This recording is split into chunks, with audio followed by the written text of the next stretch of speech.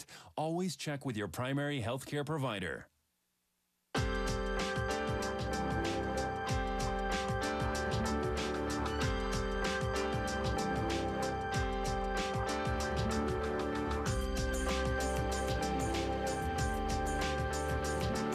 Welcome to Wylde on Health, your weekly holistic prescription for living healthy naturally. With all the celebs in town for TIFF, we did a bit of research so we could share with you some of the beauty and health secrets of the stars. What food they eat, supplements they take, and even lotions and potions they use to look red carpet ready. We're also going to debunk some of the products that they swear by and offer up some to-do-it-yourself methods on the cheap. Joining us now, Dr. JJ Duguo, the naturopathic doctor and clinical pharmacologist and researcher, and Dr. Melissa Hershberg. She's a medical physician, best-selling author, and weight loss consultant. Guys, welcome to the show. Thank you. It's Duguo, monsieur, n'est-ce pas? Duguo. Duguo. Duguo. It's all the vowels. Duguo. That's right.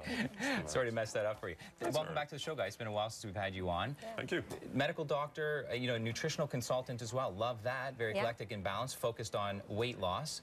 And you are into, a lot of genetics, studying, how natural medicine can improve our genetic susceptibilities and outcomes. Very interesting stuff. Yeah, definitely, yeah. So let's talk about what the stars are doing, because a lot of time people follow what the stars do, and maybe they should or shouldn't. I don't know if the stars really go on and do so much due diligence, or if they're listening to a doctor or just trying the latest, greatest, faddish product off the health food store shelves themselves. So, the first person I want to talk about, probably one of the biggest actors here in town recently for TIFF, for his movie Moneyball, is Brad Pitt. So Brad Pitt, he's done a number of movies in the past, Fight Club, for example, and other movies where he's got to bulk up, really gain some major muscle mass.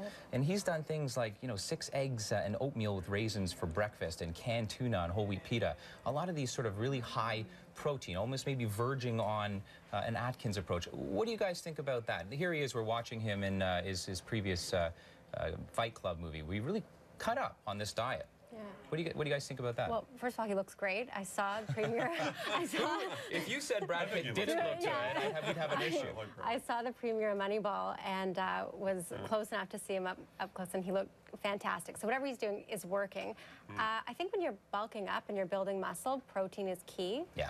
Especially lean sources of protein, like what he was doing. His breakfast, it wasn't Atkinsy because he added the oatmeal, which is really smart. So he did a nice combination of protein and carbohydrate and fat. Exactly, balances everything. So what do you think about eggs? Because, it's in one week and out the next, especially with the cholesterol controversy. Are you a proponent of eggs? Maybe not 6 a day, but are you? Yeah, 6 is excessive. Okay. You need to be working out a lot to take in 6 eggs. But I am a proponent, especially of egg whites. Egg whites are high in water, they're high in protein, so they're fantastic if you want to get the protein and stay lean.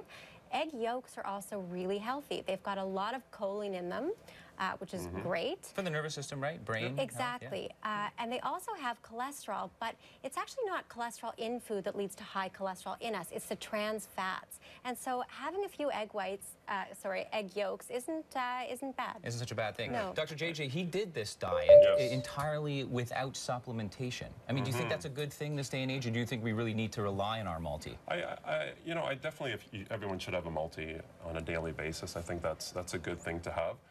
Back to the egg comment, I think the egg comment was okay for short term. The only issue is sometimes I find patients have allergies to eggs. There are food sensitivities one of the eggs. most commonest allergies, along with soy and wheat, right? And all that. So that's a common. It's a caveat. It's a good caveat. So alongside Brad, this TIFF, Angelina Jolie, sidekick, she was in town as well.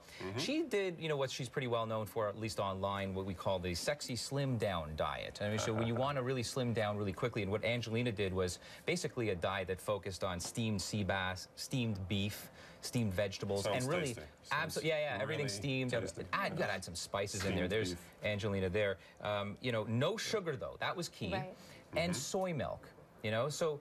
Let's talk about this diet. It is bland. It is, also very high protein. But Angelina, obviously, she can slim down, and she can do a sexy slim down pretty quickly, obviously, in preparation for their movies. That's another thing. Stars have to do these things real quick sometimes, right? And that's the key. Right there, that diet's not sustainable. That's for a cleanse, a detox, to slim down quickly.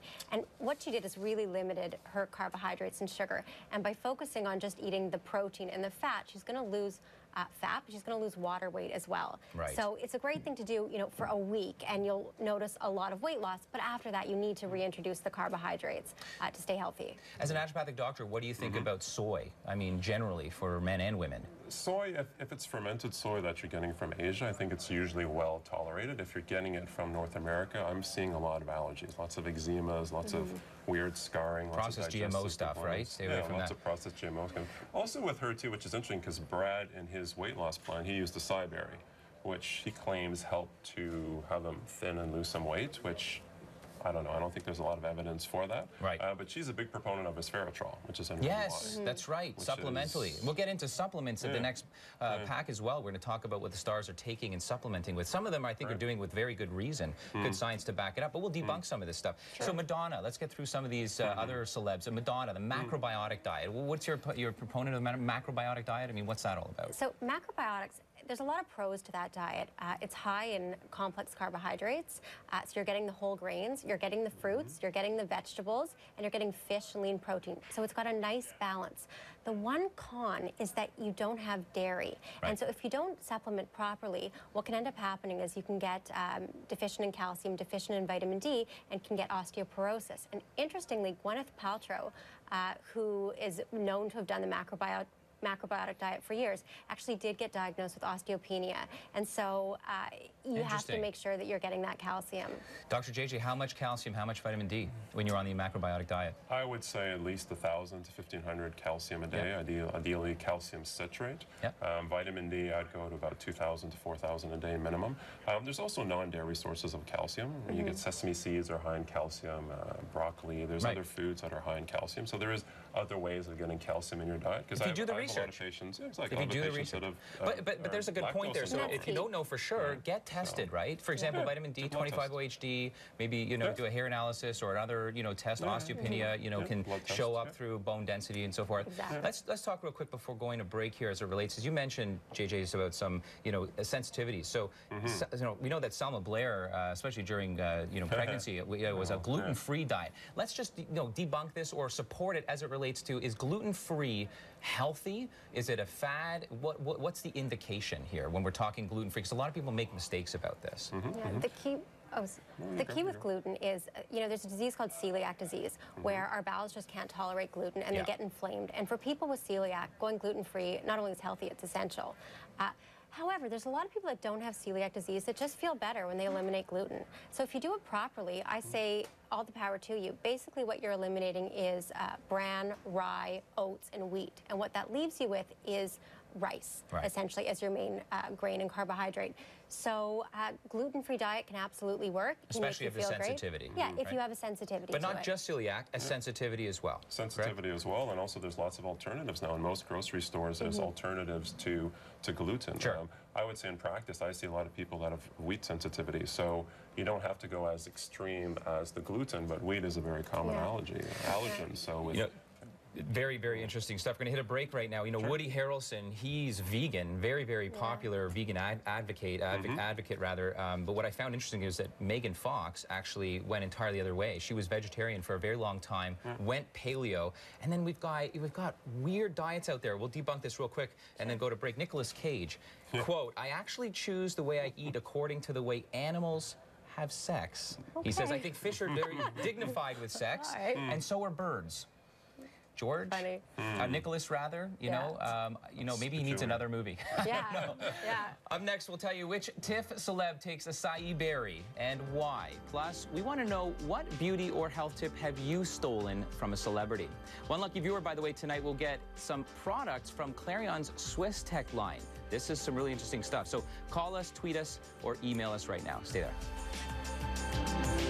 Reach us in the GTA by dialing 416-872-2724 or outside the area at 1-888-863-2724. Send an email to wyldeonhealth@cp24.com or follow Bryce on Twitter by visiting cp24.com.